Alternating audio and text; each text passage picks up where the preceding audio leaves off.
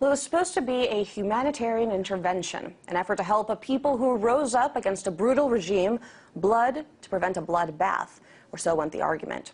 But a year later, the outcome of NATO's intervention in Libya remains murky. Reports of militias roaming wild, chaos, uncertainty, and the rule of law seemingly nowhere to be seen.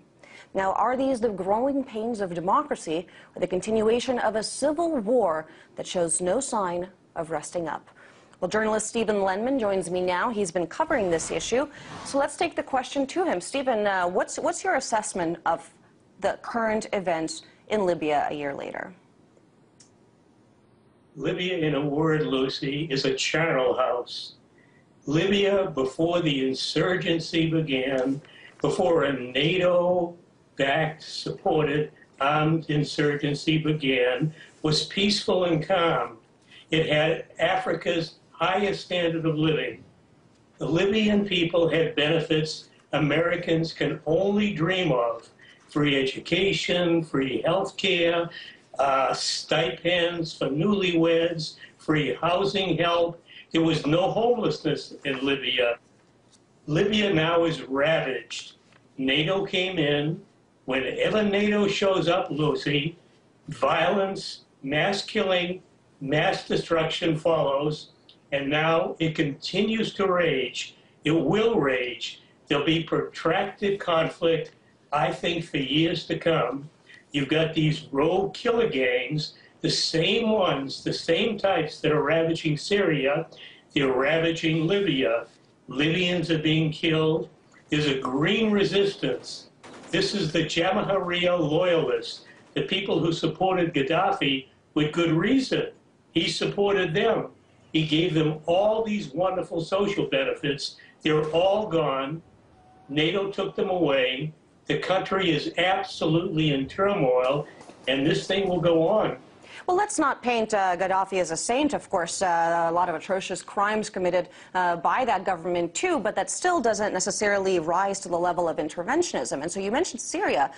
What do you think the motivation would be for some sort of destabilization or intervention in Syria for the West? Doesn't it threaten the West if it leads to more instability and chaos? Oh, well, Washington thrives on instability, Lucy. Instability gives Washington a reason to intervene. And Washington's aim is very simple, backed by key NATO partners, backed by Israel. Washington wants complete dominance over the region, the Middle East, North Africa, into Central Asia, to Russia and China's borders. It needs instability to justify going in. If it doesn't exist, it creates it. Again, Libya was calm. Syria was calm. Iran has been calm. All three are targeted for one reason. They're independent regimes. They're not pro-Western. Washington won't tolerate this.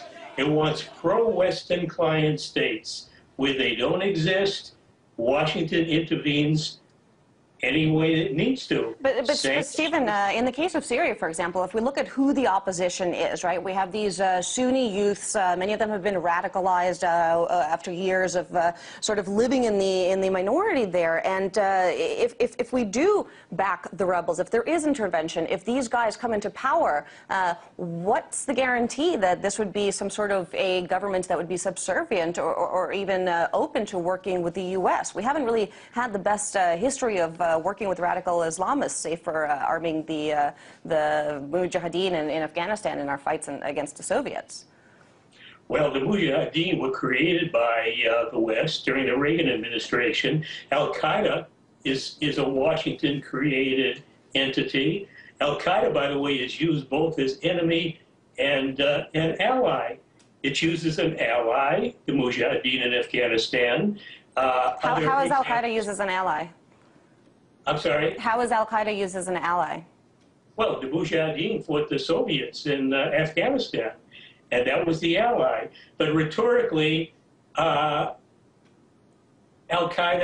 is demonized as an enemy, but Al-Qaeda is used. Bin Laden, when he was alive, was used. He didn't realize it. He was being used through Pakistan's Inter-Services Intelligence. It's ISI. This is the way America operates. But America has no qualm about an Islamist government. Look at Saudi Arabia.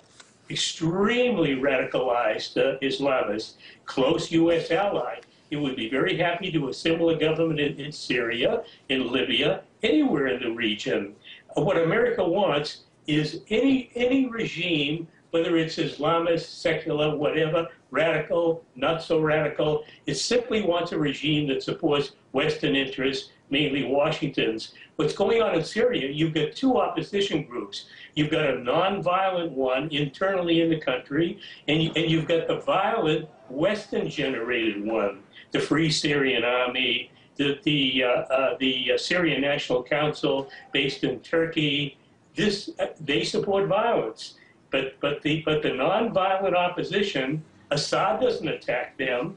He attacks defensively when the violent insurgents attack Libyan people. It was a little bit different in Libya. The insurgents were violent. There was only one insurgency. It was violent. It was Western supported.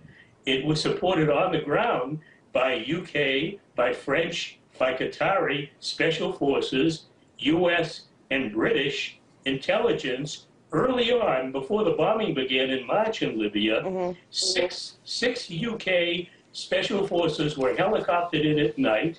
They were caught. They were dressed in black. They had maps. They were heavily armed. And the UK government said this about them. And we're going to have to, unfortunately, we're going to have to leave that as a cliffhanger. What did the UK government say? I'm sure you'll be writing about this. Unfortunately, we're out of time. Stephen Lenman, writer and host of the Progressive Radio News Hour, thank you so much for your time. Thank you, Lucy.